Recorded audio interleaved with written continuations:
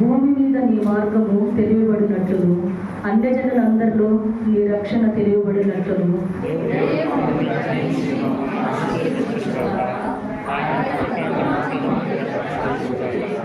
దేవా, ప్రజలు నిన్ను స్తుతించుదురుగాక, ప్రజలందరూ నిన్ను స్తుతించుదురుగాక.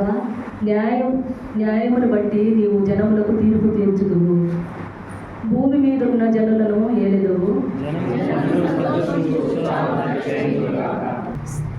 స్తోత్రం నాయన. మహాపరిశుద్ధుడైన మా ప్రియ పరలోకమున్న మా తండ్రి, మీ ఘనమైన పాదములకు వందనాలు, స్తుతులు, స్తోత్రాలయ్యా. నాయన ఈ పరిశుద్ధ దినాన మా తండ్రి మమ్మల్ని అందరినీ ప్రేమించి తండ్రి నీ సన్నిధానంలో ఇలాగ నిలబెట్టినందుకు మీ స్తుతులు, స్తోత్రాలయ్యా. నేను ఆరాధించిన కృపను మాకు ఇచ్చినందుకు స్తోత్రాలయ్యా. గడిచిన వారం అంతా కూడా తండ్రి నాయన ఈ వారం తండ్రి ఆధారంతో స్వామి ఈ ఆదివారం వరకు తను మమ్మల్ని ఎంతగానో కాచి కాపాడిన తండ్రి నీ సన్నిధానంలో ఇలాగ తండ్రి ప్రార్థన చేస్తుందని నిలబెట్టినందుకు మీ కృతజ్ఞతాస్తుతులు, స్తోత్రాలయ్యా. నేను బట్ వాళ్ళు స్వామి దరిద్రం నేను ఎందుకు పనికిరాను కానీ స్వామి తండ్రి నైనా నన్ను ఎందుకు నీ బిడ్డగా చేసుకొని మాకెన్నో మేము చేసినావు తండ్రి. మీ కృతజ్ఞతలు నైనా దేవుడికి మహిమ కలుగుగాక. అందరికీ తెలియజేస్తున్నాను. హల్లెలూయా, హల్లెలూయా. బాధ్యత రెండు చేతులు ఎత్తి గట్టిగా చెప్పాలి హల్లెలూయా. దేవుడు గడిచినటువంటి కాలం అంతా కూడా ఆయన శాశ్వతమైన ప్రేమ చుట్టి అది నేటి కూడా వాళ్ళ సచివ దగ్గర వచ్చి ఆయన సన్నిధి ప్రత్యక్షత అనుభవించడానికి ఆయన మందిర ఆవరణలో ఈ రీతిగా ప్రవేశించి చేసి దేవుడు మనందరినీ కూడా ఈ రీతిగా మనం స్థుతించిన స్థితులపైన దేవుడు ఆశిస్తున్నాడు. మరి నిజంగా ఇటువంటి ధన్యత ఈ భాగ్యం చాలామంది పోగొట్టుకుంటున్నారు. అయితే దేవుడు మనల్ని ప్రేమించి ఇటువంటి చక్కని అవకాశాన్ని సద్వినియోగం చేసుకోవడానికి దేవుడు తన కృపను మనల్ని చూపెట్టాడు. అందును బట్టి దేవుడు నామాన్ని స్తుతిస్తున్నాను. హల్లెలూయా, హల్లెలూయా. పరిశుద్ధ గ్రంథం నుండి మత్తయి సువార్త 9వ అధ్యాయం 2వ వచనాన్ని చదువుతున్నాను.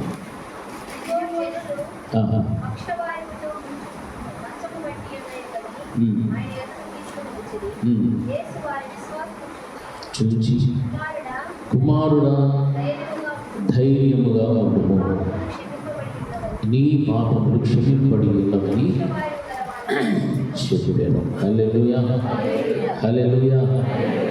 చూడండి నా ప్రియమైనటువంటి దేవుడు, యేసుక్రీస్తు ప్రభువు వారు ఆయన తన నోట నుండి పక్షవాయువు వెళ్ళినటువంటి ఒక వ్యక్తిని చూచి మాట్లాడుతున్నటువంటి మాట ఏమిటి అంటే కుమారుడా ధైర్యముగా ఉండుము అనేటువంటి మాట మనకు కనిపిస్తుంది.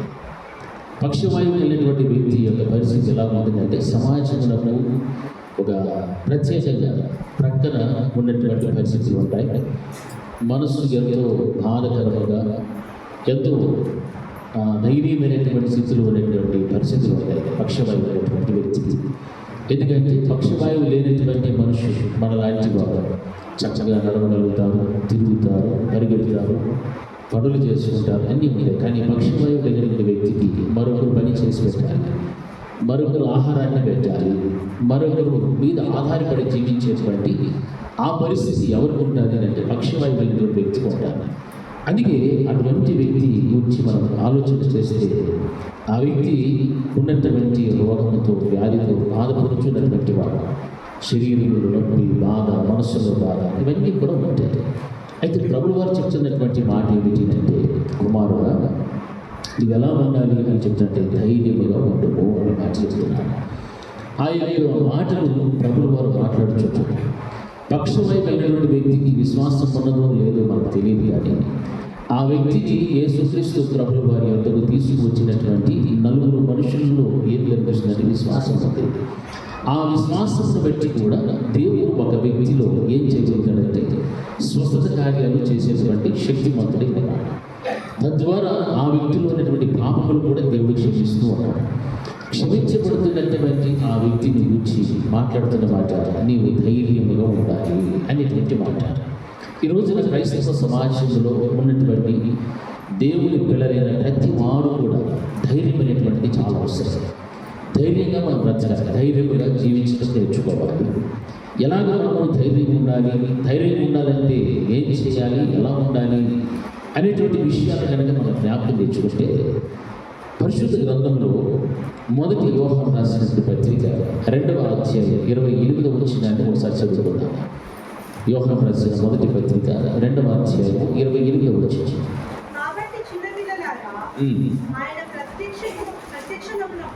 ఆయన ప్రత్యక్షమగునప్పుడు ఆయన రాకడయందు మనము ఆయన ఎదుట సిగ్గుపడగా ధైర్యము కలిగి ఉండునట్లు మీరు ఆయన యందు ఏమై ఉండాలి, మనం నిలిచి ఉండాలి అనేటువంటి మాట మనకి ఇక్కడ కనిపిస్తుంది. ఎంత చక్కని మాటలు మనం గమనిస్తున్నామంటే, ఆయన ప్రత్యక్షమైనప్పుడు ఆయన రాకడ యందు మనము ఆయన ఎదుట సిగ్గుపడక ధైర్యము కలిగి ఉండునట్లు మీరు ఆయన యందు నిలిచి ఉండుడి అనేటువంటి మాట మనకు కనిపిస్తుంది. నా కుమారుడా, నా కుమార్తె, నీవు ధైర్యముగా ఉండు అనేటువంటి మాట పక్షవాయులు పడితే చెప్తున్నాడు. అయితే మనం ధైర్యంగా నిలబడాలి, దేవుని ఎదుర్కోవాలి అనేది మన జీవితంలో ఉండాల్సినటువంటి కార్యము ఏమిటి అని మనం గమనిస్తూ ఉంటున్నప్పుడు, ఇక్కడ రాయబడినటువంటి మాటలు గమనిస్తే దేవుని యొక్క వాక్యము సెలవిస్తూ ఉంది. ఆయన ప్రత్యక్షమైనప్పుడు ఆయన రాకడ యందు మనం ఎలా ఉండాలన్నా, మనము ఆయన ఎదుట సిగ్గుపడక ధైర్యము కలిగి ఉన్నట్టు మీరు ఆయన యందు నిలిచి ఉండాలి. ఆయన యందు నిలిచి ఉండాలి అని అంటే సిగ్గు లేనటువంటి స్థితి మనకు ఉండాలి అని అర్థం. మొట్టమొదటి అంశం, మనం ఆయన ఎదుట నిలిచి ఉండాలి. అంటే ఎలా నిలబడాలి? మనము సిగ్గు లేనటువంటి వారుగా నిలబడాలి. అంటే ఎవరైనా తప్పు చేస్తే, ఏదైనా బలహీనత ఉంటే వారికి ఏమొస్తుంది? సిగ్గు ఉండాలి. ఎలాగ నేను దేవుడి ఎదుట నిలబడాలి? లేకపోతే ఒక కుటుంబంలోనే ఒక వ్యక్తి ఎదుట నిలబడాలంటే మనకి ఏదో కొంచెం అవమానకరంగా మనము ఆలోచన చేస్తాం. సిగ్గు అనేటువంటిది మనకు అనిపిస్తాం. ఈ విధమైనటువంటి పరిస్థితులు మనం గమనిస్తున్నప్పుడు దేవుని యొక్క వాక్యం సెలవిస్తాయి. ఏమంటున్నాడు? మీరు ధైర్యంగా ఉండాలి అనేటువంటి మాట ప్రభువు వారు మనకు చెప్తున్నప్పుడు, మనం ధైర్యంగా ఉండటానికి మనం ఏం చేయాలి అంటే ఆయన యందు నిలిచి ఉండాలి. ఆయన యందు నిలిచి ఉన్నప్పుడు మనకి ఏముంటుందంటే సిగ్గు అనేటువంటిది ఉండదు. మనము ఆయన యందు కనుక నిలవలేని పరిస్థితులు కనుక మనలో కనుక ఉంటే, నువ్వు ఎక్కడున్నావని లోకంలో ఉన్నావు దాని అర్థం. లోక ఆశలను వెంబడిస్తూ ఉన్నావు దాని అర్థం. కనుకనే ప్రభువు వారు యోహాను సువార్తలో ఒక మాట రాసి పెట్టాడు. 8వ అధ్యాయంలో ఏముంది? నా యందు మీరును నా మాటలు మీ యందు నిలిచి ఉన్నట్లయితే నేను మీ యందు ఏమవుతాను? నిలుస్తాను అంటాడు దేవుడు. అంటే మొట్టమొదటిగా మనం ఎవరి యందు నిలబడడం నేర్చుకోవాలి అనేది దేవుని యందు మనం నిలిచేటువంటి బిడ్డలుగా మనం ఉండాలి. అదే వాక్యం సెలవిస్తుంది. ఆయన యందు కనుక నీవు నిలిస్తే అప్పుడు నీకు సిగ్గు పడినటువంటి స్థితి దేవుడు నీకు ఇవ్వగలుగుతాడు. ఆయన ప్రత్యక్షమైనటువంటి దినం, అది గొప్ప దినం, మహాదినం. ఆ మహాదినమునందు ఆయన ఎదుట నిలబడాలి. ఆయన ఎదురు నిలిచి ఉంటేనే నీవు జీవించినంత కాలం కూడా, నీ యొక్క తుది శ్వాస విడిచిపెట్టినంత వరకు కూడా, ఆయన గమ్యము చేరినంత వరకు కూడా నీవు ఎలా ఉండాలంటే ఆయన ఎందే నీవు నిలిచి ఉండాలి. ఈ వాక్యం ద్వారా దేవుడు మనం దర్శిస్తూ ఉన్నాడు. ఈ రోజున క్రైస్తవ యొక్క జీవితంలో పతనమైపోవడానికి, లేకపోతే క్రైస్తవ కుటుంబాలు చిన్నాభిన్నమైపోవడానికి గల కారణం ఏమిటంటే క్రీస్తులో జీవించలేనటువంటి పరిస్థితులు, క్రీస్తును కలిగి లేనటువంటి పరిస్థితులు చాలా మటుకు మనకు కనిపిస్తూ ఉన్నాయి. క్రీస్తును కలిగి నీవు జీవిస్తూ ఉన్నప్పుడు, క్రీస్తునందు నువ్వు నిలుస్తూ ఉన్నప్పుడు నిజముగా దేవుని ఎదుట ఆ రోజున ఆయన ప్రత్యక్షమైనప్పుడు సిగ్గు లేని స్థితిని నీవు కలిగి ఆయన యందు నిలిచి ఉండేటువంటి ఆ గొప్ప వాక్యవంతమైనటువంటి జీవితంలో నీవు సంపాదించుకోవడానికి దేవుడు నీకు అవకాశం ఇవ్వగలుగుతాడు. హల్లెలూయా. ఎందుకంటే ఆయన యందు కనుక నీవు నిలిచి ఉంటే దాని ద్వారా నేను ఏం పొందుకుంటావు? సిగ్గు లేని స్థితిలో నుండి ధైర్యంగా ఆయన ఎదుట నిలబడటానికి దేవుడు నీకు చూపెట్టాడు. అందుకే వాక్యం సెలవిస్తుంది, నా కుమారుడా, నీవు ధైర్యముగా ఉండమని పక్షవాయువు కలిగిన వ్యక్తితోనే దేవుడు మాట్లాడాడు. నిస్సహాయ స్థితిలో ఉన్నటువంటి వ్యక్తితో, ఒకరి మీద ఆధారపడి జీవించేటువంటి వ్యక్తితోనే దేవుడు ఆ మాటలు మాట్లాడుతున్నప్పుడు, మరి క్రైస్తవుని యొక్క జీవితంలో ఆయన యందు మనం నిలిచి ఉన్నప్పుడు మనకి ఏమొస్తుంది? ధైర్యం వస్తుంది. ఆ ధైర్యము ద్వారా ఆయన ఎదుట నీవు ఎలా ఉంటావు? సిగ్గు లేనటువంటి స్థితిని నీవు కలిగి జీవిస్తూ దేవుడిని మహిమపరుస్తూ నిత్యము నిరంతరము సదాకాలము ఆయనతో పాటు ఉండేటువంటి ఆ ఔన్నత్యమైనటువంటి పరలోక రాజ్యములో ప్రవేశించడానికి దేవుడు నీకు అవకాశం ఇస్తాడు. రోజు మనం చేస్తున్న ప్రయత్న, మనం పడుతున్నటువంటి ఈ ప్రయాస, చేస్తున్న ప్రార్థనలు, వింటున్న వాక్యానుసారమైన జీవితం, ఇవన్నీ కూడా దేని కొరకు మనం చేస్తూ ఉన్నాము అని అంటే ఒక రోజున అక్కడికి వెళ్ళటానికి, పరలోకంలో ఉన్నటువంటి తండ్రిని కలుసుకోవడానికి, ఆయనతో పాటు మనం నిత్యము జీవించడానికి, తరతరములు యుగ యుగములు కలిసి బ్రతికేటువంటి ఆ ఔన్నత్యమైన కృపను పొందుకోవడం కొరకు మనం ఇంత ప్రయాసపడుతూ ఉన్నాం. మరి ప్రయాసలో నీవు ఎక్కడ ఏ స్థానంలో నీవు నిలిచి ఉన్నావు, దేనిని బట్టి నీవు జీవిస్తున్నావు, ఎవరిని ఆధారం చేసుకొని బ్రతుకుతున్నావు అనేది ఆలోచన చేయాలి. మనుషులను ఆధారం చేసుకోకూడదని వాక్యం సెలవిస్తారు. మనుషుని యొక్క ఆలోచనలు చొప్పున నడవకూడదని వాక్యం సెలవిస్తుంది. అయితే మానవుని యొక్క జీవితంలో ఈ రోజున మనం ధైర్యముగా దేవుని ఎదుట నిలబడాలి. నీవు ధైర్యముగా ఉండు. నీకున్నటువంటి పరిస్థితులను బట్టి ఒకవేళ ఒంటరిగా ఉన్నావేమో, శోధనలో పడిపోయి ఉన్నావేమో, శ్రమలో ఉన్నావేమో, ఇబ్బంది అయినటువంటి కొలిమిలో నీవు జీవిస్తున్నావేమో, అటువంటి పరిస్థితుల్లో కూడా దేవుడు నిన్ను ఆదరించేటువంటి మాట ఏమిటంటే, నా కుమారుడా, నా కుమార్తె, నీవు ధైర్యంగా ఉండము అనేటువంటి మాట చెప్తున్నాడంటే నిజంగా మనం ఎంత ధన్యులం అంటే చాలా ధన్యులం. ఒక విశ్వాసం లేనటువంటి పక్షపాతమైన వ్యక్తితోనే దేవుడు ఆ మాట మాట్లాడుతున్నప్పుడు ఆయన ఎందు భయభక్తులు కలిగి ఆయనతో సహవాసము చేస్తూ ఆయన సన్నిధిని అనుభవిస్తున్నటువంటి మన జీవితాలలో మనం అనుభవిస్తున్నటువంటి ప్రతి విధమైనటువంటి మనసును గాయపరిచేటువంటి వర్తమాన భూత భవిష్యత్తు కాలంలో ఉన్నటువంటి వారు ఏవైనా వాటి చేత మనం ఏమైనా మనసును నొప్పి పడుతుందేమో, బాధను అనుభవిస్తున్నామేమో, అటువంటి సమయాలు గడిచిపోయినటువంటి కాలంలో మనం ఎదుర్కొన్నటువంటి సమస్యలు, శోధనలు, ఇబ్బందులు బట్టి నీ హృదయం గాయపరచబడి ఉన్నదేమో. అయితే దేవుడి రోజు నీతో మాట్లాడే మాట, నీవు ధైర్యంగా ఉండాలి అంటే నీవు ఎవరి యందు నిలిచి ఉండాలంటే నీకు ధైర్యం ఇస్తున్నటువంటి ఆ దేవుని యందు నీవు నిలిచి ఉండడం నేర్చుకోవాలి. హల్లెలూయా. ఆయన యందు నిలవకుండా కనుక మనము లోకములో నిలిచినట్లయితే మనకు ధైర్యం చెప్పేవారు ఎవరు ఉండరు, మనల్ని ఆదరించేటువంటి వారు ఎవరు. మనుషుడు మనల్ని ఆదరించడు, మనకు ధైర్యం చెప్పడు.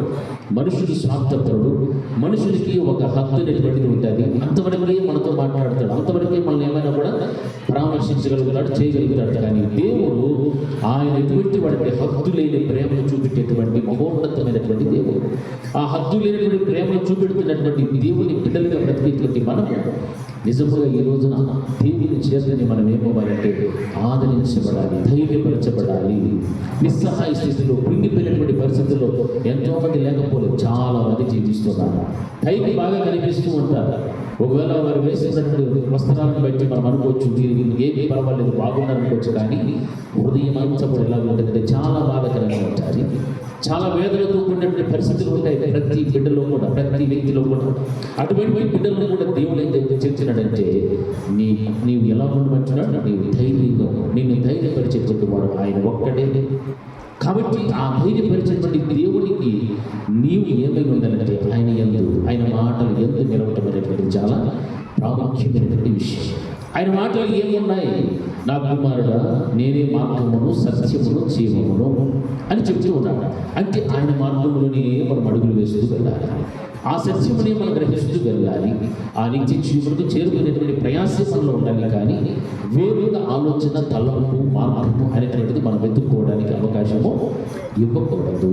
హల్లెలూయా, హల్లెలూయా, హల్లెలూయా. అందుకే ఆయనలో నిలిచి ఉంటే తద్వారా నీవు లోకమును విడిచినటువంటి వ్యక్తిగా ఎదుగుతావు. లేదు ప్రభువు వారిని విడిచిపెడితే లోకమును ఆశించి లోకమును నిలిచినప్పుడు ఒక రోజున ఆయన ప్రత్యక్షమగునప్పుడు ఆయన రాకడ యందు మనము ఆయన ఎదుట సిగ్గుపడక అనేటువంటి మాట మనం ఇక్కడ గమనించాలి. నీవు లోకంలోనే కనుక ఉండి మరణిస్తే, లేకపోతే ఆయన రాకడ వరకు నీవు సజీవులుగా ఉండి ఆయన ప్రత్యక్షమైనప్పుడు ఎదుర్కొనేటువంటి పరిస్థితులు వచ్చినప్పుడు నీవు ఎలా ఉండకూడదంటే సిగ్గుపడేటువంటి పరిస్థితులు ఉండకూడదు. వాక్యం సెలవిస్తుంది, ఆయన రాకడ మనము ఆయన ఎదుట సిగ్గుపడక ధైర్యము కలిగి ఉండినట్లుగా మీరు ఆయన యందు ఏమై ఉండాలి అంటే నిలిచి ఉండుడి. హల్లెలూయా, హల్లెలూయా. ఆయన రాకడ అనేటువంటి వచ్చినప్పుడు, ఆయన ప్రత్యక్షమైనప్పుడు, ఆయన మన చిట్టా విప్పినప్పుడు ఎలా ఉంటుంది? అవమానము, సిగ్గు. పైన వారు చెప్తున్నా కదా కొన్ని విషయాలు. బహుమానాలు పొందుకునేవారు బహుమానాలు పొందుకుంటుంటారు, సిగ్గుపడేవారు ఉన్నారు, అవమానం పడేవారు ఉన్నారు, ఏడ్చేవారు ఉంటారు, రోధించేవారు ఉంటారు, వేదన పడేవారు ఉంటారు, రకరకాలైనటువంటి పరిస్థితులు ఉంటాయి. అటువంటి పరిస్థితుల్లో నుండి నీవు తప్పించబడటానికే వాక్యం ఏముంటుందంటే ఆయన ఎదుట ఆయన ప్రత్యక్షమైనప్పుడు ఆయన ఎదుట సిగ్గుపడక ధైర్యం కలిగి ఉన్నట్టుగా మీరు ఆయన యందు ఏమై ఉండాలంటే నిలిచి ఉండడము క్రైస్తవ సమాజానికి చాలా చాలా అవసరం. ఆయన యందు నిలవనీయకుండా మనల్ని ఆకర్షించేటువంటివి ఎన్నో ఉన్నాయి. లోకం మనల్ని ఆకర్షిస్తారు, శరీరం ఆకర్షిస్తారు, సాతానుడు ఆకర్షిస్తాడు, రకరకాలైనటువంటి ఆలోచనలు పుట్టిస్తాడు, రకరకాలైనటువంటి తలంపులు తీసుకొని వచ్చి పెడతాడు. వీటన్నిటిని బట్టి కూడా ప్రభులు వారి యందు నిలవనీయకుండా ఎన్నో ఎన్నో ఆటంకాలు మన వ్యక్తిగత జీవితంలో మనం ఎదుర్కొంటూ ఉండాలి. వాటన్నిటిని కూడా నువ్వేం చేయాలి అంటే జయిస్తూ జయిస్తూ ముందుకు రావాలి. హల్లెలూయా, హల్లెలూయా. వాటిని మనం జయించాలి. నేను ఆటంకపరిచే ఏది ఉండినప్పటికీ కూడా సరే, దేవుని విషయంలో ఆత్మీయ జీవితం విషయంలో నేను ఆటంకపరిచేటువంటివి ఎన్ని వచ్చినా వాటన్నిటిని కూడా నువ్వేం చేస్తున్నావు అంటే జయిస్తూ జయిస్తూ వస్తేనే ఆయన ప్రత్యక్షమైనప్పుడు ఆయన రాకడ యందు సిగ్గుపడకుండా మనము ధైర్యం కలిగి ఉన్నట్లుగా ఆయన ఎందే మనం ఏమై ఉండాలి, నిలిచే ఉండాలి. హల్లెలూయా, హల్లెలూయా. ఈ రోజుల్లో చాలా మటుకు ఏమైపోతున్నాము మనుషులంటే లోకాశకు పడిపోయి ఆయన ఎందు నిలవాల్సినటువంటి వ్యక్తి, నిలవాల్సిన కుటుంబము నిలవలేనటువంటి పరిస్థితుల్లో వెళ్ళిపోతూ ఉంటారు. మరి అటువంటిప్పుడు ఆయన రాకడ వచ్చినప్పుడు, ఆయన ప్రత్యక్షమైనప్పుడు ఏముంటుంది, వల్ల ఏముంటుంది, సిగ్గే ఉంటుంది. హల్లెలూయా, హల్లెలూయా. మీరు చాలా సప్పడిగా ఉన్నారు. హల్లెలూయా బాగా చెప్పాలి, సప్పడిగా చెప్పకూడదు, బాగా గట్టిగా రెండు చేతులు చెప్పాలి. హల్లెలూయా. ఆయన ప్రత్యక్షమైనప్పుడు ఆయన రాకడ యందు మనం ఏం పడకూడదు, ఏం పడకూడదు, అందుకు చెప్పాలి. నేను మగవాళ్ళు చూసి ఒకసారి, ఆడవాళ్ళు చూసి ఒకసారి, వెనకాల చూసి ఒకసారి చెప్పకూడదు. నేను ఒకసారి అయితే అందరూ చెప్పాలి. ఏం పడకూడదు, సిగ్గుపడకుండా ఉండాలంటే మనకి ఎక్కడ నిలిచి ఉండాలా, ఎక్కడ ఉండాలి, ఆయన ఎంత నిలిచి ఉండాలి. మరి ఈ రోజున మీ అందరికి మీరు ప్రశ్న వేసుకోవాలి, మనం ఎక్కడ నిలిచి ఉన్నామా, క్రీస్తునందే నిలిచి ఉన్నామా అన్నవారు ఒకసారి హల్లెలూయా. లోకంలో నిలిచి ఉన్నాము అన్నవారు ఒకసారి హల్లెలూయా. లోకంలో ఎంతమంది ఉన్నారు చూడండి. నేను చెప్పింది మీకు అర్థమైంది. హల్లెలూయా అంటే హల్లెలూయా అని చెప్తున్నాను. లోకంలో నివసించేటువంటి వారు ఎంతమంది ఉన్నారంటే ఇప్పుడు చెప్పండి హల్లెలూయా. ఇప్పుడు కొంచెం మేలుకున్నాను. హల్లెలూయా, వెరీ గుడ్. మనము ఆయన ప్రత్యక్షమైనప్పుడు ఆయన రాకడ దినమునందు ఏం పడకూడదు, ఏం పడకూడదు, ఎప్పుడు సిగ్గుపడాలా, ఇప్పుడు మనలో ఉన్న బలహీనతలు బట్టి మనం చేస్తున్న పాపాలు ఇప్పుడు సిగ్గుపడండి. ఇప్పుడు సిగ్గుపడి వాటిని ఏం చేసుకోవాలా, దిద్దుకొని వాటిని జయించి వాటిని తొక్కి నారవేసి అన్నీ చేస్తే అప్పుడు ఆ రోజు మనకి ఏమి కలగదు, సిగ్గు అనేటువంటిది ఉండదు. హల్లెలూయా. ఇప్పుడు మనం సిగ్గుపడకుండా దాన్ని దాచిపెట్టుకొని మూసిపెట్టుకొని నేను ఏ తప్పు చేయలేదు, నాకు మించిన భక్తిపరుడు లేడు, నాకు మించిన పరిశుద్ధురాలు లేదు అని మనం దాచిపెట్టుకొని మూసిపెట్టుకొని ఉన్నామే అని అనుకోండి. ఒక రోజున ఏమవుతుంది, సిగ్గుపడాల్సిన అవసరం. అప్పుడు నిన్ను ఆ సిగ్గుని తప్పించే వాళ్ళు ఎవరైనా ఉంటారా? యేసయ్య కూడా నేను తప్పించాను. ఏం స్వామి నా కోసం నువ్వు రక్తం కారిస్తుందిరా, 2025 సంవత్సరాల ముందు గారిస్తుంది, ఇప్పుడు వరకు గారిస్తుంది, ఇంకా కాల్చమంటామని అడుగుతాడు దేవుడు. హల్లెలూయా. అప్పుడు మనం కాల్చినా, ఏం చేసినా, ఏడ్చినా, రోధించినా ఏమి ఫలితమో లేదు. హల్లెలూయా, హల్లెలూయా. నీవు క్రీస్తు నందు నిలిచి ఉన్నప్పుడు మాత్రమే నీవు ధైర్యంలో ఆయన ఎదుట నిలవబడగలుగుతావు. క్రీస్తు నందు ఆయన వాక్యం ముందు నీవు నిలబడాలి. ఆయన వాక్యం వింటూ ఉన్నప్పుడు వాక్యమును పెట్టకూడదు. ఆ వాక్యంలో ఏమైతే దేవుడిని హెచ్చరిస్తాడో హెచ్చరికలు లోపడాలి. సరి చేసుకోవలసినవి ఏమైనా వస్తే వాటిని బట్టి నువ్వు సరి చేసుకోవాలి.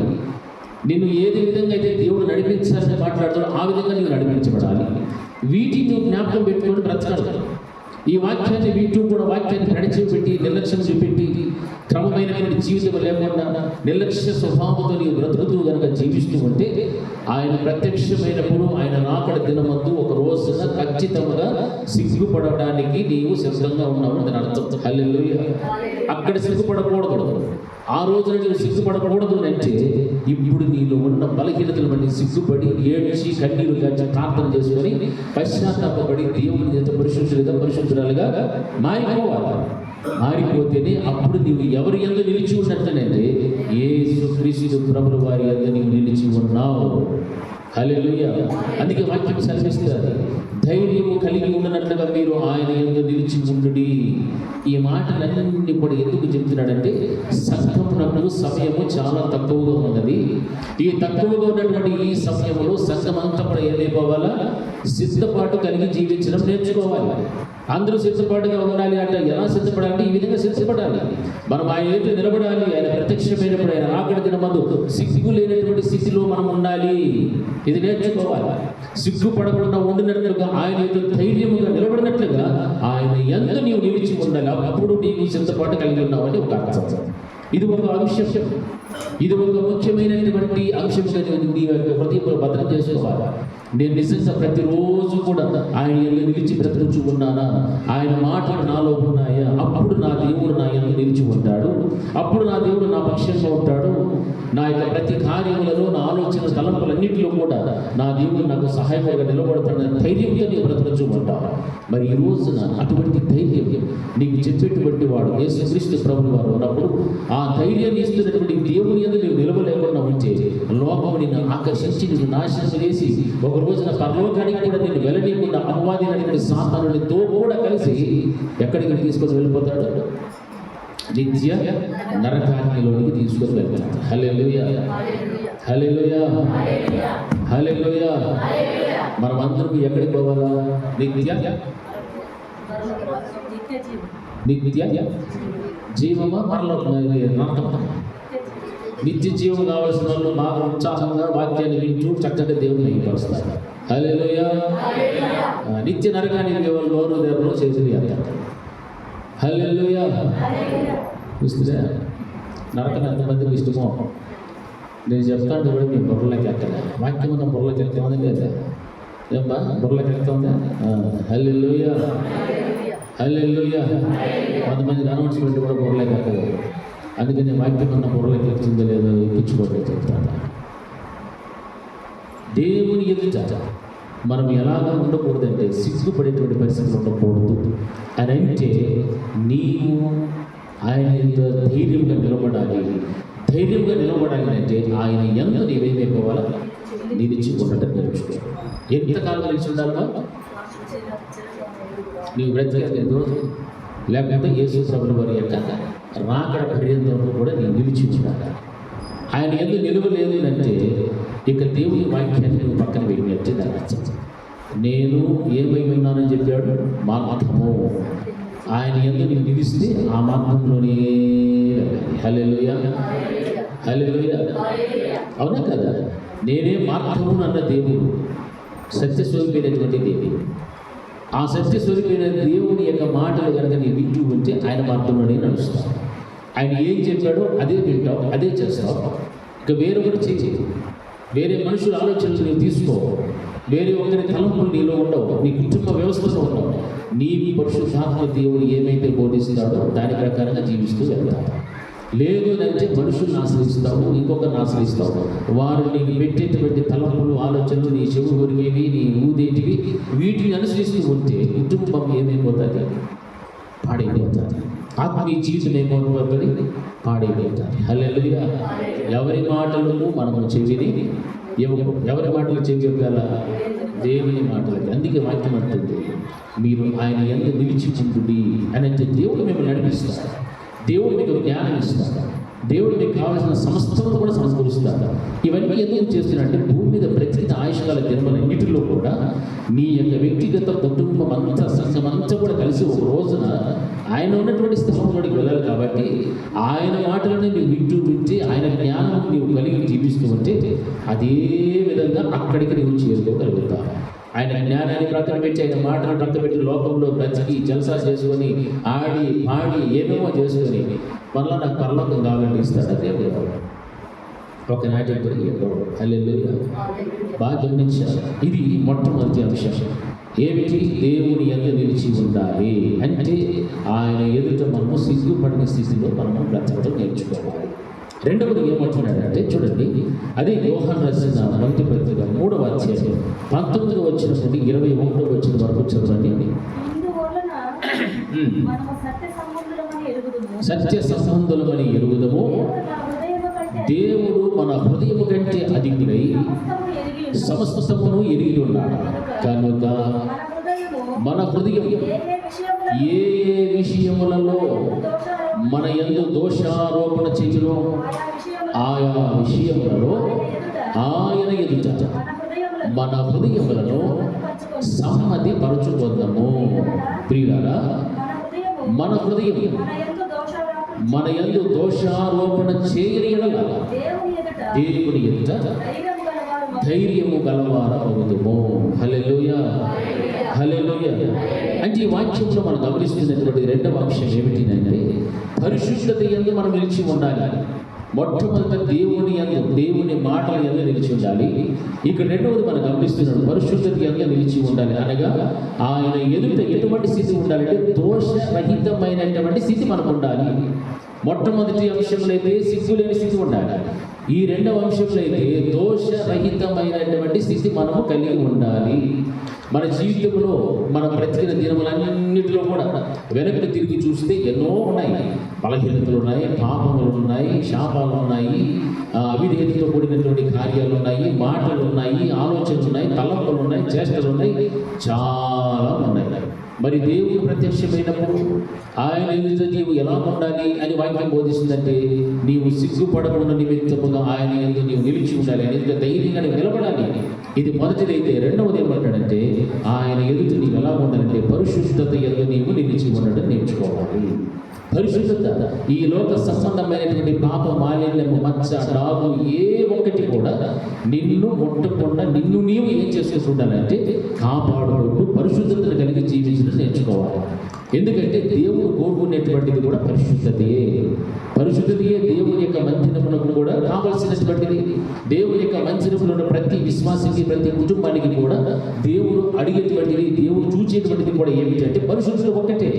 ఆ పరిశుద్ధత అనేటువంటి దాని గురించి ఇక్కడ మాట్లాడుతున్నప్పుడు మనము సత్య సంబంధములను ఎరుగుదుము కనుక దేవుడు మన హృదయం కంటే అధికుడి సమస్తమును ఎరిగి ఉన్నాడు. కాబట్టి మన హృదయము ఏ విషయములలో మన యందు దోషారోపణ చేయును. ఏది మనల్ని దోషారోపణ చేసేది? ఏం చేస్తుంది? మనల్ని మనల్ని నేరారోపణ ఏం చేస్తుంది?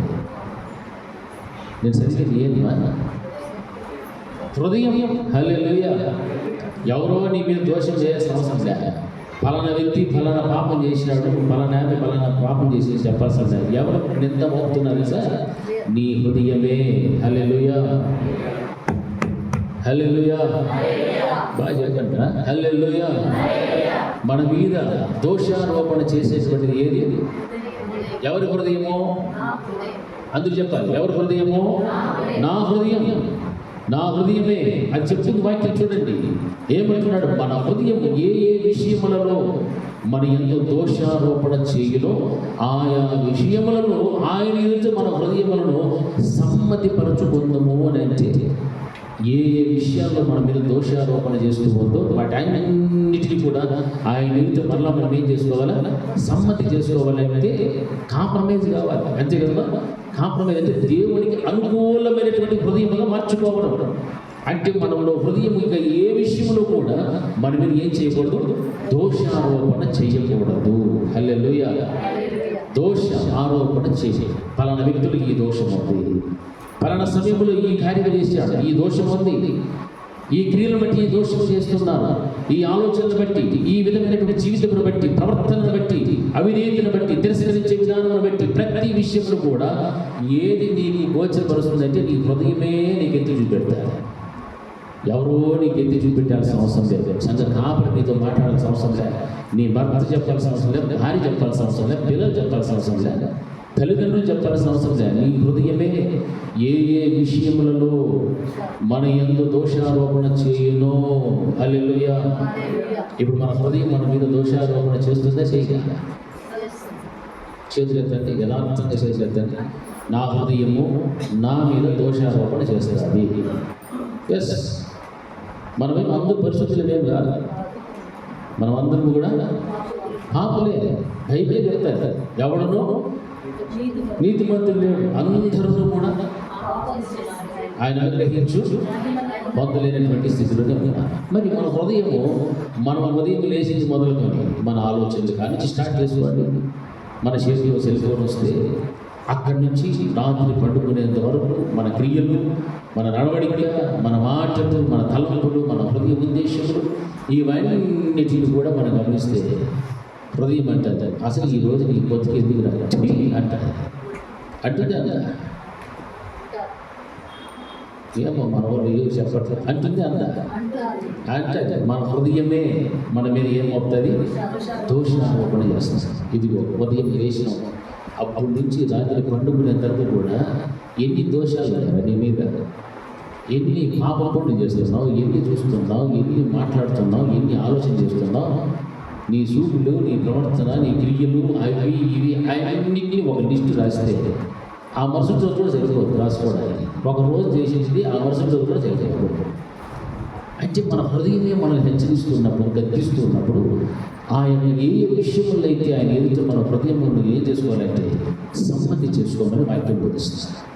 నువ్వు ఎక్కడెక్కడ నీవు పొరపాట్లు చేస్తున్నావో, ఏ విషయంలో దోషారోపణ చేస్తున్నదో ఆ దోషారోపణ చేయబడుతున్నటువంటి ఆ యొక్క హృదయం నీకు చెబుతున్నప్పుడు నువ్వు ఏ విషయములలో అయితే దోషారోపణ చేయబడి ఉన్నదో ఆయా విషయములలో ఆయన ఎదుట నీవేమైపోవాలంటే నీ హృదయమును ఆయన ఎదుట సమ్మతి పరుచుకొందము అని వాక్యం బోధిస్తూ ఉంది. హల్లెలూయా, హల్లెలూయా. సమ్మతి పరుచుకోవడం అని అంటే ఎలా సమ్మతి పరుచుకోవాలి? ఏ విషయముల్లో అయితే దోషముందో వాటన్నిటిని బట్టి కూడా నీ కొరకు శిలువలో కార్చిన ఆయన యొక్క అమూల్యమైన రక్తం నువ్వేం చేయాలి? ఆ రక్తము ద్వారా కడుక్కోవాలి. రక్తం ప్రోక్షింపబడిన హృదయము వలె నీ హృదయం మారిపోవాలి. ప్రోక్షింపబడిన హృదయము కలిగిన ద్వారా మార్చబడాలి. అప్పుడే ఏ విషయములైతే దోషారోపణ చేయగలిగారో ఆ హృదయం మరలా ఏమైపోవాలంటే ఆయా విషయములలో ఆయన ఎదుట మన హృదయములను సమ్మతి పరచుకుందాము. ఇక దేవుడు మనం చూస్తే తన హృదయమును బట్టి ఈ వ్యక్తి మీద, ఈ ఆత్మ మీద ఎటువంటి దోషారోపణ కూడా లేదు అని సమ్మతి అయిపోవాలి. సమ్మతించుకుందాము అంటే మనం ఏం చేయాలి? ప్రయత్నం చేయాలి.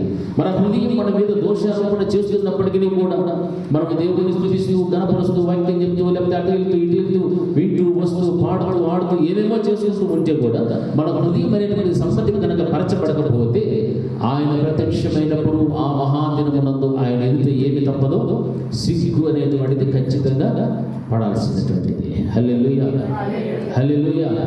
పరిశుద్ధత కలిగి జీవించడానికి ప్రయాసపడాలి. ఆ పరిశుద్ధత అనేటువంటిది కనుక నీవు బ్రతికి జీవించడానికి లోక సంబంధమైన, శరీర సంబంధమైన ఏవి పోగొట్టుకున్నా పర్వాలేదు, కానీ నీ పరిశుద్ధతను మాత్రం నువ్వేం చేసుకుంటూ ఉండాలి? కాపాడుకుంటూ ఉండాలని వాక్యం సెలవిస్తాను. అంటే నీవు ఎప్పుడైతే పరిశుద్ధతను కలిగి జీవించడానికి ఇష్టపడతావో ఆయన ఎదుట దోషరహితమైనటువంటి స్థితిని నీవు కలిగి బ్రతుకుతూ ఉన్నట్లు. ఇది ఒక సిద్ధపాటు నీ జీవితానికి. సిగ్గుపడినటువంటి స్థితి, ధైర్యంగా నిలబడటం ఒక సిద్ధపాటు. రెండవదైతే దోషరహితమైనటువంటి స్థితి నీవు కలిగి ఉండాలి. అప్పుడే ఆయన ఎదుట నీవు ధైర్యంగా నిలబడతావు. నా ఎదుట నాలో ఏ దోషము లేదు, నేను సిగ్గుపడవలసినటువంటి విషయాలు ఏవి కూడా నా జీవితంలో లేవు అని దేవుడి ఎదుట నీవు ఆయన ప్రత్యక్షమైనప్పుడు ధైర్యముగా నిలబడగలుగుతావు. అప్పుడు దేవుడు నిన్ను చూచి నా ప్రియ కుమారుడా, నా ప్రియ కుమార్తె అని నేనేం చేస్తాడు? ఆయన ఆహ్వానించుకుంటాడు. హల్లెలూయా, హల్లెలూయా, హల్లెలూయా. నా ప్రియమైనటువంటి దేవుని బిడ్డలారా, ఈ రీతిగా మన యొక్క జీవితంలో, వ్యక్తిగత జీవితంలో సిద్ధపాటు అనేటువంటి దాని గురించిన ఆలోచన మనకు వచ్చినప్పుడు ఈ విధంగా నేను ఉంటే నేను సిద్ధపడినట్టు, ఈ విధంగా నేను బ్రతుకుతూ ఉంటే నేను సిద్ధపడినట్లు, లేదు అంటే నేను సిద్ధపడకుండా ఇంకా ఎక్కడ వేసిన గొంగలి అక్కడే ఉన్నట్టు. హల్లెలూయా, హల్లెలూయా. గడిచిన శుక్రవారం దినాలు కూడా వాక్యాన్ని నేను ధ్యానం చేసుకున్నాను. పరలోక రాజ్యం అనేటువంటిది దేనిని పోలుస్తున్నాడంటే ఒక వ్యక్తి అతడు రాత్రి పగలు పడుకొనొచ్చు, నిద్రలేస్తూ ఉన్నప్పుడు అది అతనికి తెలియకుండానే విరిగి పెద్దదైనట్టుగా వాక్యం సెలవుతుంది. అది పరలోక రాజ్యము. అంటే మొట్టమొదటి విత్తబడినటువంటి విత్తనం అది మొలకెత్తుతాడు. ఆ మొలకెత్తిన తర్వాత అందులో నుండి వెన్ను వస్తుంది, వెన్నులో నుండి ముదురుగించదనేటువంటివి వస్తాయి అని వాక్యం బోధిస్తుంది. మార్కు సువార్తలో ఉంది. అంటే ఒక విశ్వాసి మారు మనసు పొంది బాప్తిసం చేసుకొని పశ్చాత్తాపపడి నేను మారు మనసు పొందాను, రక్షణ పొందుకున్నాను, అక్కడికి ఆగిపోతున్నాను. మొలకెత్తడం లేదు, ఎత్తడం విద్యాది కానీ మొలకెత్తడం లేదు. మొలకెత్తినటువంటి పరిస్థితులకు ఒకవేళ వస్తే మొలకెత్తిన చాలే, సంఘంలో నేను ఒక విశ్వాసి, నాకు ఒక గుర్తింపు ఉంది, నేను ఒక నెంబర్ అని అనుకుంటున్నాడు. కానీ ఆ మెంబర్లో కాదు, కానీ ఆ మొలకెత్తిన జీవితంలో నుండి ఏమి రావాలి? మరలా వెన్నునటువంటిది పూయాలి. ఆ వెన్నునటువంటిది పూసిన తర్వాత ఆ వెన్నులో నుండి ఏమి రావాలంటే ముదురు గింజలు రావాలి. హల్లెలూయా. అంటే ఆత్మీయ జీవితంలో ఒక విశ్వాసి ఎలా బ్రతకాలి అంటే అంచెలుగా అభివృద్ధి చెందుతూ రావాలి.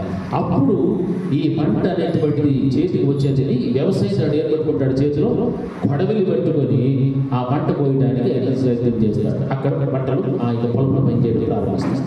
ఆ కొడవలితో కోసుకున్నప్పుడు ఆ వచ్చిన గింజలన్నింటినీ కూడా పొట్టలో చేర్చుకుంటాడు. హల్లెలూయా. అంటే విశ్వాస జీవితంలో ఒక మొలకగానే మిగిలిపోయేవారు చాలా మంది ఉన్నారు.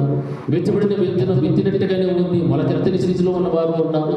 వెన్ను పూసేసరికి వస్తారు, అక్కడి వరకే ఆగిపోతున్నారు. కానీ ముదురు గింజలు వచ్చినంత వరకు కూడా విశ్వాసి తన జీవితంలో పోరాడవలసినటువంటి పోరాటం, ఆసక్తి ఇవి ఏవి కూడా లేకుండా జీవించేసుకుంటాడు. నా ప్రియమైనటువంటి దేవుని బిడ్డలారా, ఆలోచన చేయాలి. విశ్వాసి ఈ రోజున ఆయన ప్రత్యక్షమైనప్పుడు ఆ మహాదినమునందు ఎలా బ్రతకగలగాలి అని అంటే సిగ్గు లేనటువంటి పరిస్థితి ఉండాలి, దోషారోపణ లేనటువంటి పరిస్థితులు ఆ వ్యక్తిలో కనిపించాలి. ప్రతి వ్యక్తిలో, ప్రతి కుటుంబంలో కూడా అటువంటి పరిస్థితులు ఉన్నప్పుడు మాత్రమే ఆ దినమున ప్రత్యక్షమైనప్పుడు నీవు ధైర్యముగా దేవుని ఎదుట నిలవబడగలుగుతావు. హల్లెలూయా. ఈ రోజున ఆ ధైర్యం మనం ఉందా లేదా అని ఆలోచన చేసుకుని మన జీవితాన్ని ముందు కొనసాగించాలి. ఆ ధైర్యం నీవు ఉంటే నీవు నిజంగా ధైర్యుడివే, ధైర్యురాలే. ఆ ధైర్యం కనుక లేకపోతే ఇక నుండి నేను వాక్యం చదివించినట్టుగా ఏ విషయములైతే నీ హృదయము దోషారోపణ చేస్తూ ఉన్నదో ఆయా విషయములలో నీవేమైపోవాలా? ఆయన అయితే నీ హృదయాన్ని ఏం చేసుకోవాలి? సమ్మతి చేసుకో. ఒక కుటుంబ విషయంలో కానీ, సంఘం విషయంలో కానీ, సంఘ కాపరి విషయంలో కానీ నీవు ఎలా ఉన్నావు? నీ హృదయము ఎన్ని పర్యాలు దోషారోపణ చేస్తున్నదో ఒక్కసారి ఆలోచన చేసుకో. దోషారోపణ ఎన్నో విషయాలలో, ఈ 3 స్థలాల్లో కూడా నీ కుటుంబము, నీ వ్యక్తిగత జీవితము, నీ సంఘము, నీ సంఘ కాపరి, ఈ విషయాలలో నీ హృదయము నిన్ను ఎన్ని మార్లు దోషారోపణ చేస్తున్నది. నీ కార్యం చేయాలని తెలుస్తూ చేయడం లేదు, నీ ఈ విధంగా బ్రతకాలని తెలుస్తూ బ్రతకడం లేదు, ఈ విధంగా నీవు ఇదేదో చూపెట్టడం లేదు, ఈ విధమైనటువంటి జీవితం ఆత్మీయతలో ఎదుగుతూ ఉండాలి, ఎదగడం లేదు. ఎన్ని విషయాలు నీవు ఒక పరిపూర్ణమైనటువంటి విశ్వాసంగా మారలేనటువంటి పరిస్థితులు మిగిలిపోతున్నావు. కానీ దేవుని వాక్యం వింటున్న వాక్యాన్ని బట్టి, గద్దిస్తున్న వాక్యాన్ని బట్టి, హెచ్చరిస్తున్నటువంటి దేవుని వాక్యమును బట్టి బ్రతుకును మార్చుకోలేనటువంటి పరిస్థితుల్లోనే మిగిలిపోతే ఒక రోజున నీ హృదయం నిన్ను దేవుని దగ్గర ఏం చేస్తుందంటే దోషారోపణ చేస్తుంది. హల్లెలూయా. దోషారోపణ చేస్తారు. అయ్యో ప్రభా, ఈ వాక్యం నేను వినలేదు, ఈ వాక్యం నాకు ఎవరు చెప్పలేదు అంటే ఇక్కడ ఉన్నటువంటి ఇవన్నీ కూడా వచ్చి సాక్ష్యం చెప్తాయి. ఈ కిటికీలు చెప్తాయి, ఈ దూరాలు చెప్తాయి, ఈ తలుపులు చెప్తాయి, ఇక్కడున్న వస్తువులు చెప్తాయి. ఓ పలానా రోజు వచ్చి కూర్చున్నావు పలానా స్థలంలో, పలానా సంఘ కాపరికి ఈ వాక్యాన్ని బోధించినాడు, వినలేదా అని అంటే అప్పుడు నువ్వేం చేస్తుంటావు? పడిచెట్టు పెట్టింటావు, నిర్లక్ష్య స్వభావాన్ని చూపెట్టింటావు. వాక్యం అంటే అప్పుడు సరిదిద్దుకోవాల్సినటువంటివి సరిదిద్దుకోలేకపోతే దేవుడు ప్రత్యక్షమైనప్పుడు సరిదిద్దుకోవడానికి సమయము ఉండదు. హల్లెలూయా. హల్లెలూయా. ఎందుకంటే చాలామంది ఖచ్చితమైనటువంటి బోధన ఇష్టపడరు, గద్దింపుతో కూడిన వాక్యం అంటే ఇష్టపడరు. కాబట్టి వారు నచ్చిన బోధకులను వెతుక్కుంటూ, సంఘాలను వెతుక్కుంటూ వెళ్ళిపోతారు. ఎందుకంటే అబద్ధ బోధకులు, పరిశుద్ధ గ్రంథంలో రాయబడింది, అబద్ధ ప్రవక్తలు, అబద్ధ బోధకులు ఉన్నారు. వారు తమకు నచ్చిన విధంగా వారు ఏం చేస్తారు?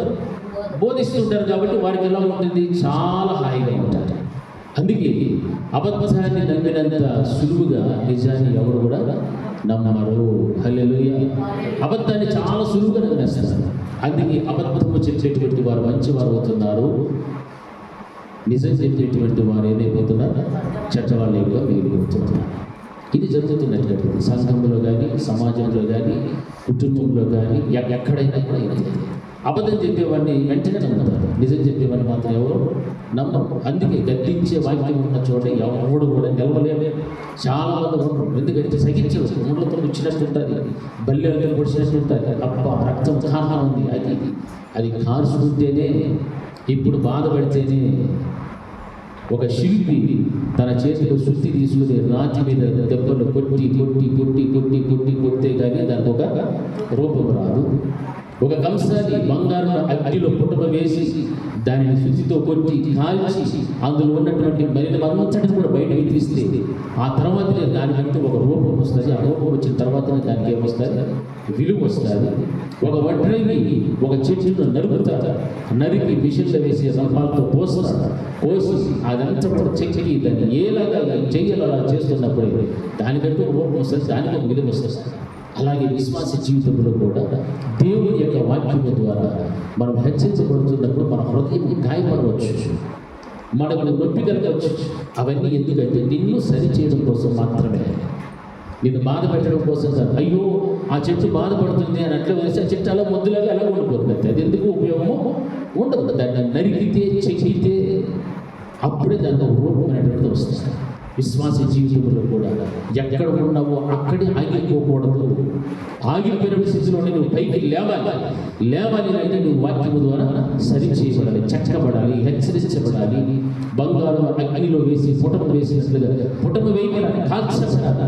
అప్పుడే మనలో ఉన్నటువంటి ప్రతి బలహీనత, ప్రతి పాపము నుండి కూడా మనం ఎక్కడికి వస్తామంటే పరిశుద్ధతలోనికి రాగలుగుతాము. వాక్యం సరిసరి పరిశుద్ధతలో నీవు నిలవాలి. పరిశుద్ధతలో నీవు ఉంటేనే ఆయన ఎదుట దోషరహితమైనటువంటి వ్యక్తిగా నీవు ధైర్యముగా నీవు నిలబడగలుగుతావు. దోషరహితమైన జీవితం నీకు ఉండాలి.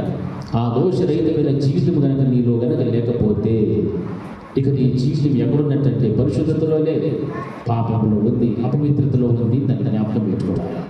ఇప్పటికిప్పుడు ఈ క్షణంలో దేవుడు వస్తే మన పరిస్థితులు ఎలా ఉన్నాయి? నీ హృదయం నీ మీద దోషారోపణ చేసేటువంటి పరిస్థితులు ఏమున్నాయా?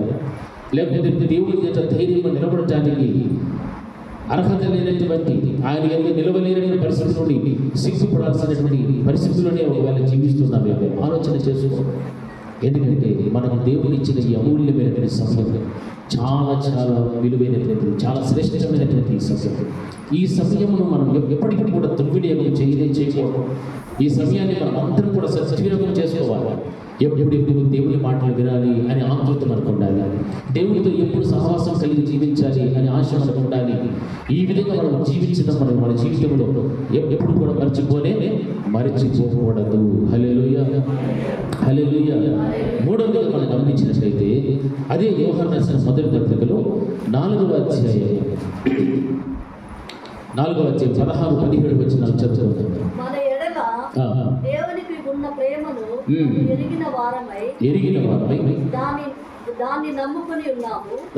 దేవుడు ప్రేమ స్వరూపి అయి ఉన్నాడు. ప్రేమ యందు నిలిచి ఉన్నవాడు దేవుని యందు నిలిచి ఉన్నాడు. దేవుడు వాని యందు నిలిచి ఉన్నాడు. తీర్పు దినమునందు మనకు ధైర్యం కలిగినట్టు దీని వలన ప్రేమ మనలో పరిపూర్ణము చేయబడి ఉన్నది. ఆయన ఎట్టివాడై ఉన్నాడో మనము కూడా ఈ లోకములో అట్టివారమై ఉన్నాము. హల్లెలూయా, హల్లెలూయా. గట్టి చెప్పాలి, హల్లెలూయా. చూడండి, వాక్యంలో సెలవించిన 3వ అంశం ఏమిటి అని మనం గమనిస్తుంటే ప్రేమ యందు మనము నిలిచి ఉండాలి. అంటే ఆయన యందు పరిపూర్ణమైనటువంటి స్థితి మనకు రావాలి అని అర్థం. ప్రేమ యందు నిలిచి ఉండాలి. అప్పుడే ఒక విశ్వాస జీవితంలో పరిపూర్ణత వస్తుంది. ఆ పరిపూర్ణతమైనటువంటి జీవితమే దేవుడు ఆ అంత్య దినమున కోరుకునేటువంటిది. 99 భాగాలు నీవు పరిపూర్ణతలోకి వచ్చి ఒక్క భాగంలో నీవు ఆగిపోయావంటే అప్పుడు దేవుడు నేను ఏం చేస్తాడు? ప్రక్కన తీసుకొస్తాడు. ఎందుకంటే నీవు 100కి 100 మార్కులు తీస్తేనే ఎక్కడ స్థానం వస్తుంది? పరలోక రాజ్యం వస్తుంది. అంతేకాని 99.5 వచ్చినా మొక్కాలు వచ్చినా ప్రయోజనమో లేదు. 100కి 100 రావాల్సిందే. ఇప్పుడు మనం చదివే చదువులో 35 మార్కులు వస్తే పాస్ చేసి తోసేస్తా ఉన్నాం. 50 పోవడం అక్కడ ఆ పైన ఉండే వాళ్ళు ఏమనుకుంటారు, వాళ్ళు తోసేస్తారు. ఆ పైన ఉండే వాడు ఏమో వాళ్ళు తోసేస్తారు. చివరికి వాడి మెదడులో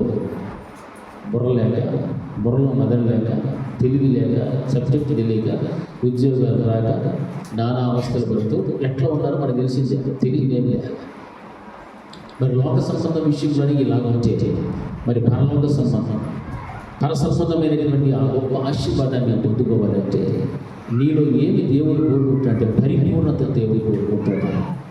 పరిపూర్ణమైన విశ్వాసం, పరిపూర్ణమైన భయం, పరిపూర్ణమైన భక్తి, పరిపూర్ణమైన పరిశుద్ధత, పరిపూర్ణమైన రక్షణ, ఇవన్నిటిలో కూడా నీవు ఏమి కలిగి ఉండాలంటే పరిపూర్ణత నీవు కలిగి జీవించాలి.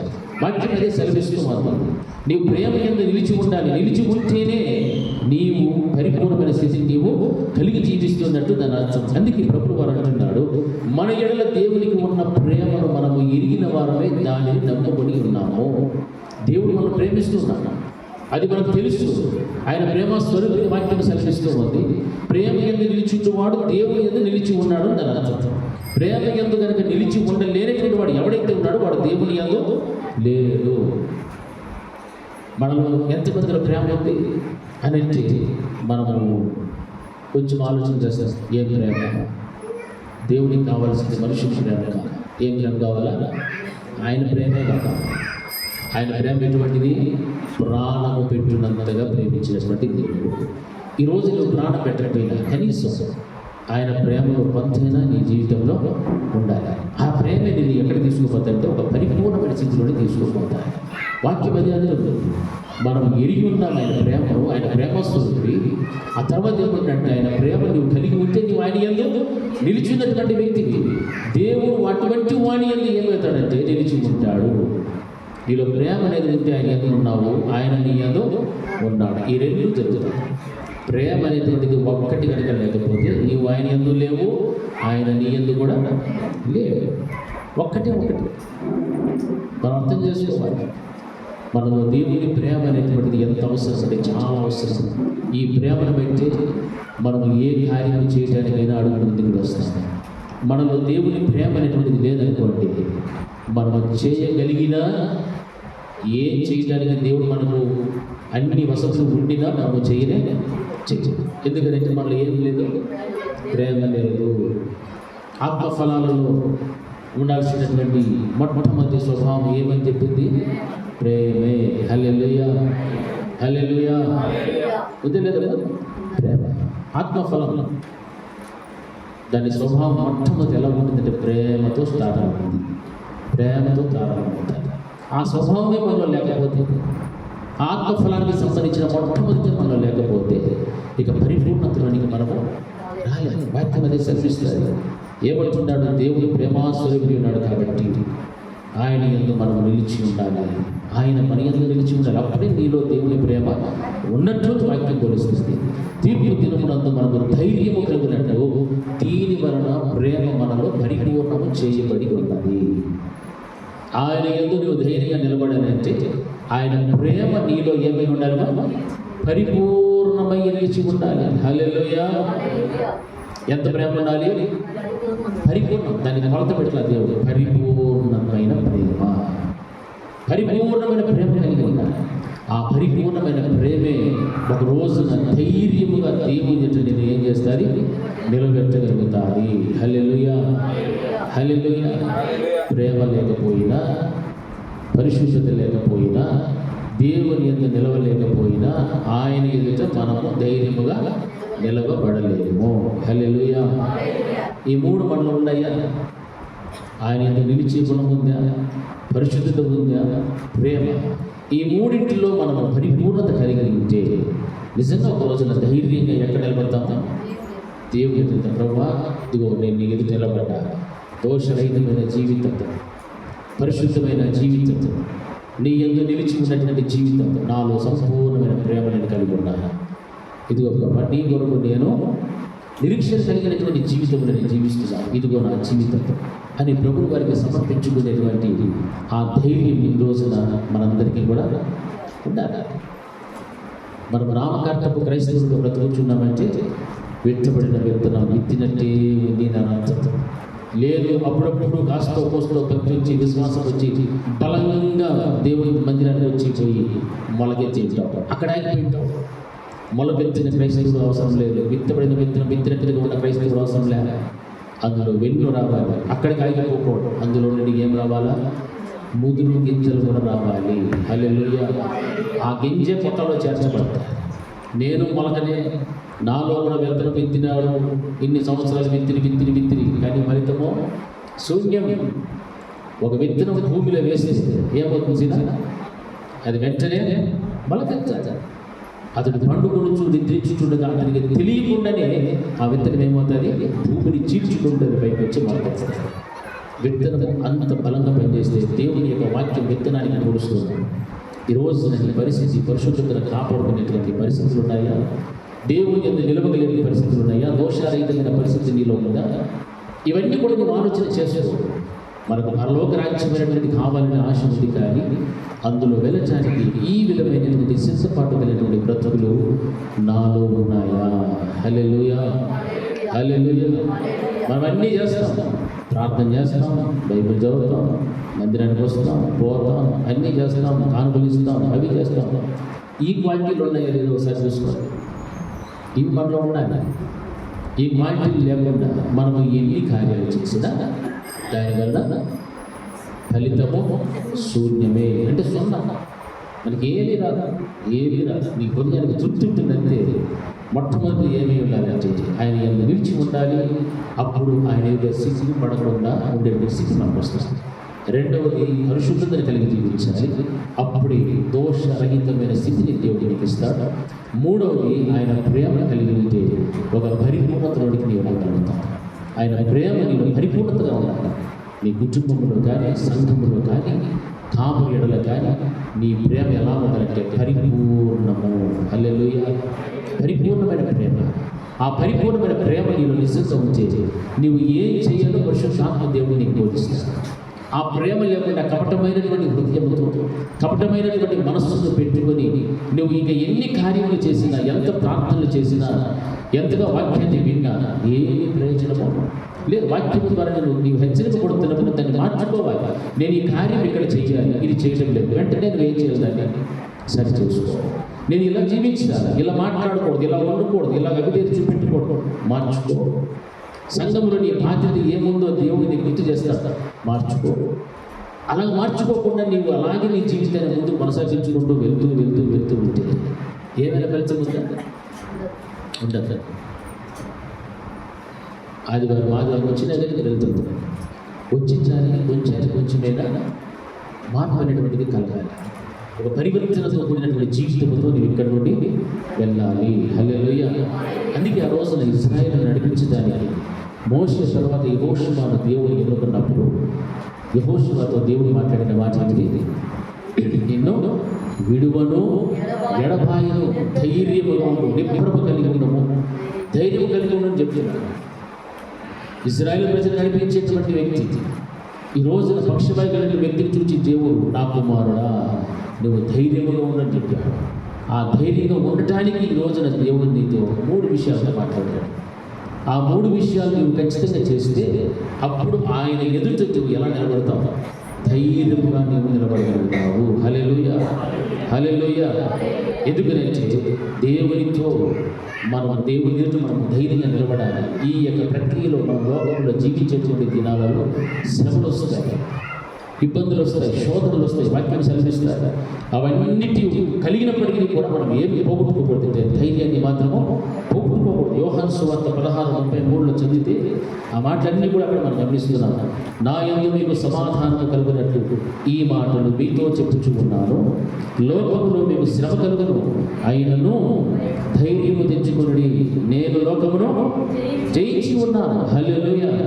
లోకంలో మనకు శ్రమలు కలుగుతాయి. అయితే మన దేవుడు, మనం ఆశ్రయించిన దేవుడు లోకాన్ని ఏం చేసి ఉన్నాడు?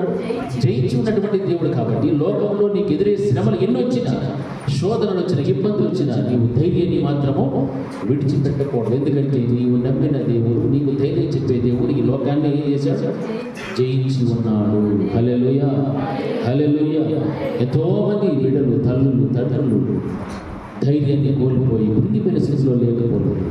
అటువంటి వారిని దేవుడు ఆదరిస్తూ మాట్లాడుతున్నమాట. నేను లోకాన్ని జయించాను, నా కుమారుడు నా కుమార్తె నీకు శ్రమలు కలుగుతాయి, అయినను నీ ధైర్యాన్ని మాత్రము విడిచిపెట్టడు. ధైర్యాన్ని విడిచిపెట్టడు. నీవు ధైర్యంగానే నీ బ్రతుకు. నేను ఈ లోకాన్ని జయించినటువంటి వాడను. అందుకే హెబ్రీయులకు రాసిన పత్రిక 10:35 కూడా ఏమంటున్నాడంటే, మీ ధైర్యం విడిచిపెట్టుకుని దానికి ప్రతిఫలముగా గొప్ప బహుమానము కలుగును అని వాక్యాన్ని సెలవిస్తున్నాడు. మీ ధైర్యాన్ని విడిచిపెట్టకూడదు. దానికి తగినటువంటి కలిగి ఉన్నటువంటి బహుమానాన్ని మీరు పొందుకోగలుగుతారు. ఆ రోజున దేవుడు పక్షమే కలిగిన మాటతోనే ఆ మాటలు చెబుతున్నాడంటే, ఆ వ్యక్తి కృంగిపోయిన వాడు, మనస్సు శరీరం అంతా కూడా నొప్పి బాధ ఎంతో ఇబ్బందికరమైనటువంటి పరిస్థితులు ఉన్నాడు. అయినా అతను చూసి ఏమంటాడంటే, నా కుమారుడా నీవు ధైర్యంగానే ఉండు. ఈ రోజున నీ యొక్క వ్యక్తిగత జీవితంలో నీ యొక్క ఒంటరితనంలో ఉండి నీవేమన్నా ఇబ్బంది పడుచున్నావేమో, నీ పాపను బట్టి, లేకపోతే నీవు అనుభవిస్తున్న శ్రమను బట్టి, శోధన బట్టి, ఇబ్బందులు బట్టి దేవుడు నేను పిలుస్తూ ఉన్నాడు నీకు ధైర్యం చెప్పడానికి. నా కుమారుడు నా కుమార్తె నీవు ధైర్యంగా ఉండు, ధైర్యంగా ఉండు. ఆ ధైర్యంగా ఉందని పిలుస్తున్నటువంటి యేసయ్యను నీవు కనుగొనాలి. ఆయన ఎందుకు నువ్వు నిలవాలి. ఆయన ఎదుటి నువ్వు పరిశుద్ధమైన జీవితం జీవించాలి. ఆయన ప్రేమలో పరిపూర్ణత నీకు రావాలి. హల్లెలూయా. దోషరహితమైనటువంటి జీవితం నీలో ఉండాలి. అప్పుడే నిన్ను నీ దేవుడు ఏం చెబుతాడంటే, ఖచ్చితంగా ఆయన నిన్ను ఆదరించగలుగుతాడు. నా కుమారుడా నా కుమార్తె నీవు ధైర్యాన్ని విడిచిపెట్టద్దు. దానికి తగినటువంటి బహుమానం నీకు నేను ఇస్తాను. దేవుడు చెప్తున్నటువంటి మాట రోజున వాక్యం వింటున్నటువంటి మనమందరి జీవితాల్లో కూడా ఈ విషయాల్లో ఒకవేళ ధైర్యం కలిగి జీవించడానికి, ధైర్యంగా ఆయన ఎదుట నిలబడటానికి ఏ విధమైన యోగ్యత లేకపోయి ఉండొచ్చు, ఏ విధమైన అర్హతలు లేకపోయి ఉండొచ్చు. అయితే దేవుడు ఈ రోజున మనతో మాట్లాడుతున్నమాట, ఏ విషయాలలో మన హృదయం మన మీద దోషారోపణ చేస్తుందో ఆయా విషయములను బట్టి మన హృదయమును దేవునితో మనం ఏం చేసుకోవాలి, సమ్మతి చేసుకునేటువంటి ఆయా పశ్చాత్తాప హృదయం మనకు రావాలి. ఆ హృదయం దేవునితో సమ్మతము చేసుకుంటేనే ఆయన ప్రత్యక్షమైనప్పుడు, ఆయన రెండవ రాకడ దినమునందు మనం ధైర్యముగా సిగ్గుపడకుండా నిమిత్తము ఆయన ఎదుట నిలవబడగలుగుతాం. హల్లెలూయా. మన పరిశుద్ధతను మనం కాపాడుకోవాలి. ఆ పరిశుద్ధతను మనం కాపాడుకుంటేనే దోషరహితమైనటువంటి పరిస్థితులు మనకు వస్తాయి. ప్రేమ ఎదురు మనం నిలుచుకుంటేనే ఒక పరిపూర్ణమైన ఆత్మీయ స్థితి మనలోనికి వస్తాయి. మనం ఎన్నో చేసుకున్నాం మంచి కార్యాలు, మంచిదే, కానీ అందులో ఏదో ఒకటి మనం ఏం చేస్తున్నామంటే విడిచిపెట్టేస్తున్నాం. చేయాల్సింది చేయలేని పరిస్థితిలో ఉండొచ్చు. అటువంటి విషయంలో కూడా మనం తప్పిపోతే పరిపూర్ణత అనేటువంటిది కోల్పోతాం.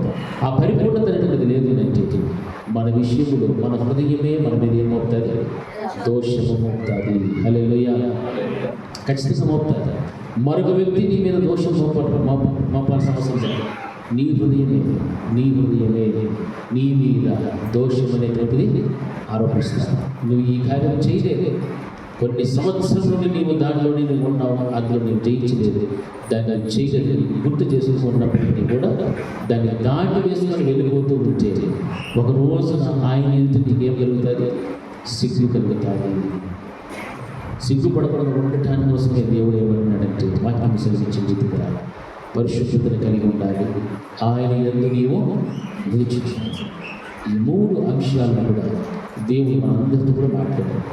మరి మన పరిస్థితులు ఎలా ఉన్నాయో ఒక్కసారి మనమంతా కూడా మోకరించి దేవుడితో సాగిలపడి, ప్రభువా ఈ విషయాల్లో నేను తప్పిపోయి ఉన్నాను, నా హృదయమే నా మీద దోషారోపణ చేస్తూ ఉన్నాడు ప్రభువా, నీ యొక్క నిలవలేనటువంటి పరిస్థితులు నాలో ఉన్నాయి.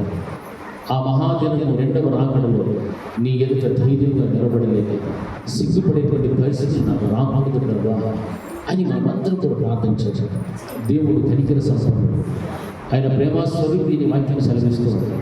ప్రేమస్వరూపి అయినటువంటి ఆ దేవుడు నిన్ను ప్రేమించడానికి ఆయన ఇష్టపడుతున్నటువంటి దేవుడు నీ దేవుడు.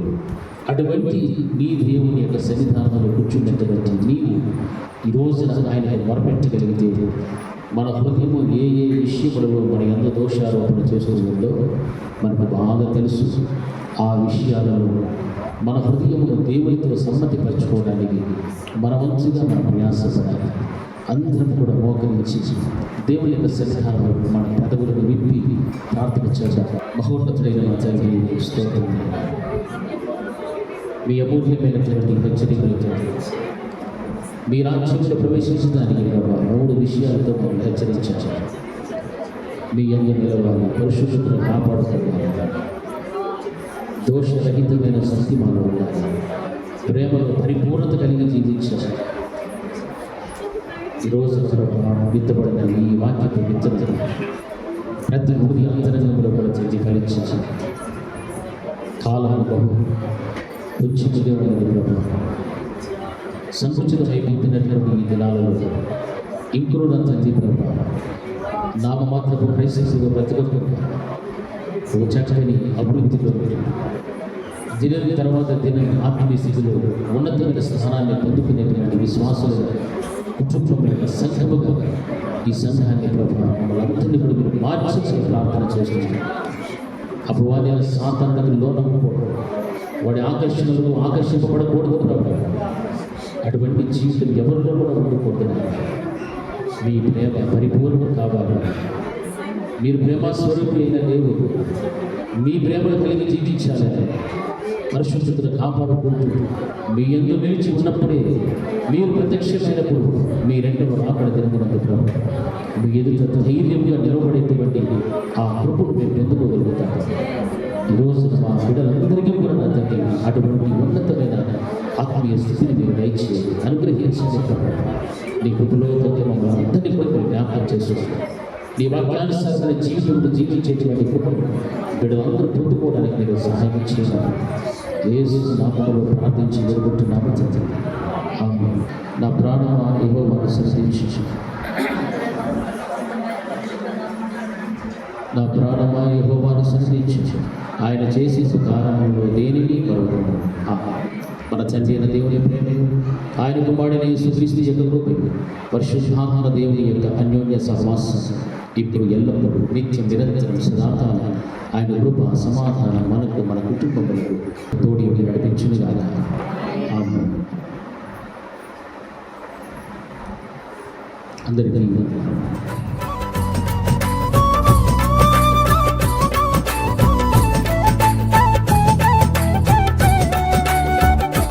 నువ్వు నా తోడు ఉన్నావయ్యా, నాకు భయమేల నా యేసయ్యా. నువ్వు నాలోనే ఉన్నావయ్యా, నాకు దిగులేల నా మెస్సయ్యా.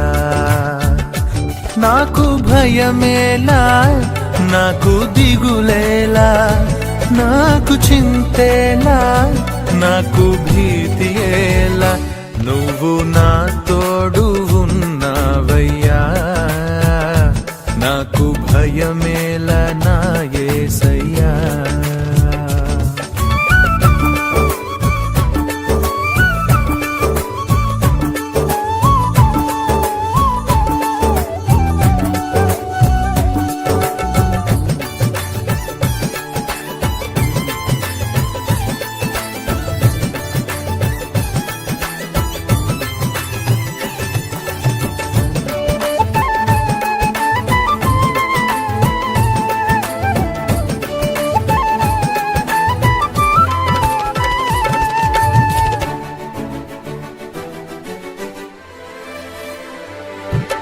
కష్టములో నష్టములో నా తోడు ఉన్నావు, వేదనలో ఆ వేదనలో నా చెంత ఉన్నావు.